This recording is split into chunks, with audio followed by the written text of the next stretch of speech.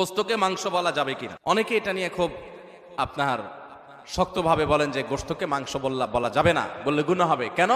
কারণ মাংস হলো মায়ের অংশ, মা যোগ অংশ সমান সমান মাংস।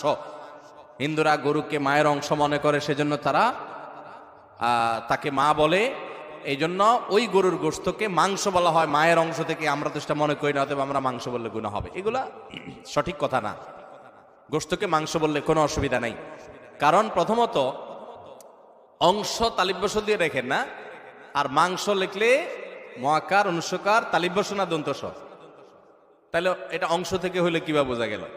আর দ্বিতীয় কথা হলো, মায়ের অংশ তো হিন্দুরা গরুকে মনে করে, ছাগলকে তো মায়ের অংশ মনে করে না, মুরগির তো আর মনে করে না। তো আমরা তো ছাগলের মাংস বলি, মুরগির মাংস বলি।